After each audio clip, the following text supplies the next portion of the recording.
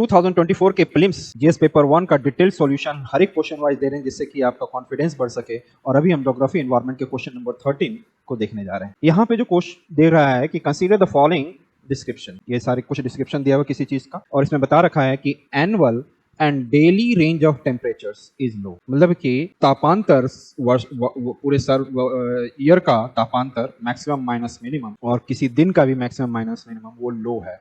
Means diurnal range of temperature and annual range of temperature क्या है, लो है। अगला है precipitation occur through out the year, और यहाँ पे प्रेसिपिटेशन लगभग पूरे साल कम बेसी होता रहता है ना। अगला दिख रहे हैं प्रेसिपिटेशन वैरीज बिटवीन 50 to 250। ये तीनों क्वेश्चन को हमने जब तीनों डिस्क्रिप्शन को देखा उसके बेसिस पे जब मैंने ऑप्शंस देखा तो ऑप्शंस बड़े ही ट्रिकी, आपको कंफ्यूज कर सकते हैं और मैक्सिमम बच्चों से गलती करवाएंगे। यस, थोड़ा सा। और इसके अंतर्गत यदि आप लोगों ने जीसी लियोंग का नेचुरल क्लाइमेटिक रीजन आपने यदि किया हो तो वहां से आपको पकड़ में आ जाएगा अच्छे से, या बायोम्स ऑफ द वर्ल्ड आप यदि करते हैं तो वहां से आराम से पकड़ में आ जाता है। तो यहाँ पर हम लोग देखेंगे इसमें आपको ऑप्शन में what is this type of climate, इन तीनों डिस्क्रिप्शन में equatorial climate, China type climate, humid subtropical climate और marine west coast climate. Clear है? यहाँ पे हम लोग देखते हैं पहला इक्वेटोरियल टाइप ऑफ क्लाइमेट को देखते हैं। इस इक्वेटोरियल टाइप ऑफ क्लाइमेट में क्या बोल रहा है, यहाँ पर एक तो पूरे साल में मैक्सिमम यदि जनवरी का टेम्परेचर देखा जाए, इक्वेटोरियल मैंने पहला बोला इक्वेटोरियल टाइप ऑफ क्लाइमेट, इस इक्वेटोरियल टाइप ऑफ क्लाइमेट में देखा जाए तो जुलाई सबसे आपको हायर टेम्परेचर बताया जाता है,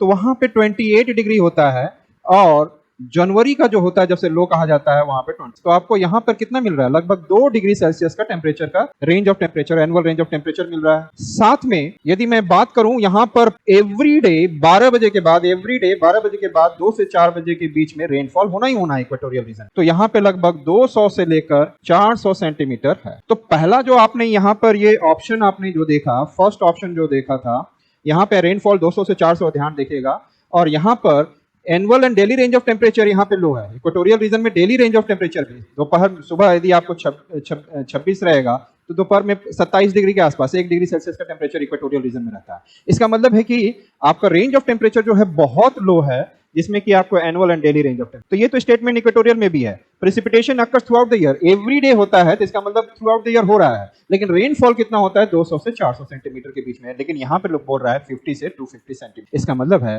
कि इक्वेटोरियल टाइप ऑफ क्लाइमेट नहीं। अगला हम लोग देखेंगे China type of climate. China type of climate क्या होता है, तो चाइना टाइप ऑफ क्लाइमेट के अंतर्गत हम लोग यदि देखें चाइना टाइप ऑफ क्लाइमेट में क्या रहेगा, जैसे मैंने ये लाइन खींच दिया, यहां से एक वार्म कुरोशियो करंट जाता है। ये कैसा है, वार्म कुरोशियो करंट जाता है। यहां से गर्म वार्म गल्फ स्ट्रीम जाता है, यहां से वार्म ब्राजीलियन करंट जाता है, वार्म ब्राजीलियन करंट जाएगा, और यहां से वार्म मोजाम्बिक और मेडागास्कर फिर अगुलास बनते हैं। तो यहाँ पे मोजाम्बिक और मेडागास्कर दोनों वार्म, इस वार्म की वजह से कोस्टल रीजन क्या हो जाता है, गर्म हो जाता है, और कोस्टल रीजन जब गर्म हो जाता है तो यहाँ पे लो प्रेशर बन जाता है, और उसके तुलना में समुद्र हाई प्रेशर, और इस तरीके से विंड बहने लगता है, और पूरे साल यहाँ पे बारिश होता है। पूरे साल चाइना के ईस्टर्न पार्ट में, साउथ ईस्ट पार्ट में, और यूएसए के इस पार्ट में भी होता है, और यहाँ पर भी। तो ये एक प्रकार से क्या हो गया कि वहां पे ऑनशोर विंड आ रहा है, यहाँ पर ऐसे ऑनशोर विंड आ रहा है साल भर, लेकिन ये जो रेनफॉल होता है 100 से लेकर 150 सेंटीमीटर, 100 से 150 सेंटीमीटर रेनफॉल होता है, और इसको नाम दिया गया है, यहाँ पर है चाइना टाइप ऑफ क्लाइमेट। तो वार्म ओशन करंट की वजह से होता है। तो यहाँ पर यदि मैं देखूं, यहाँ पर चाइना टाइप ऑफ क्लाइमेट में एनुअल एंड डेली रेंज, जहां पे कोस्टल रीजन पे आप कभी भी किसी कोस्ट पे जाओगे, जैसे मुंबई में जाते हैं, चेन्नई में आते हैं, केरला कोच्चि में कहीं जा रहे हैं, तो वहां पर क्या रहेगा, वहां पे आपको गर्मी में ना तो ज्यादा गर्मी होगा, विंटर में ना ज्यादा विंटर, क्योंकि आपने एक पढ़ा होगा, आपको sea breeze and land breeze होता है, उसके वजह से कोस्टल रीजन का तापमान बढ़ नहीं पाता है, और साल भर लगभग अच्छा मौसम बना हुआ रहता है। टेम्परेचर जैसे आप दिल्ली में चले जाएंगे और ग्वालियर में चले जाएंगे, कहीं पे भी इंटीरियर रीजन में, जिसको कॉन्टिनेंटल टाइप ऑफ क्लाइमेट कहते हैं, वो बहुत ज्यादा गर्मी में गर्म और ठंड में बहुत ज्यादा ठंडा होता है, इसलिए वहां पे रेंज ऑफ टेम्परेचर ज्यादा होगा। लेकिन कोस्टल रीजन में annual and daily range of temperature कम रहता है। तो चाइना टाइप में भी जो कोस्टल रीजन दिख रहा है, सब में annual and daily range of temperature रहेगा, वो लो है। ये भी चाइना टाइप में दिख रहा है। Precipitation occurs throughout the year, यहाँ पे भी precipitation through out the year होता है। आपको दिखाया कि गर्म ओशन करंट तो हमेशा चल रहा है, गल्फ स्ट्रीम और आपका Kuroshio current, Brazilian current, Agulhas current, ये सब थ्रू आउट द ईयर हमेशा पूरे साल चल रहे हैं। तो इसका मतलब है कि यहाँ पे हाई प्रेशर लो प्रेशर बनेगा और विंड हमेशा कोस्ट की ओर आएगा, लेकिन रेनफॉल कितना होता है? केवल 100 से 150 सेंटीमीटर, और यहाँ पे बोल रहा है 50 से 250।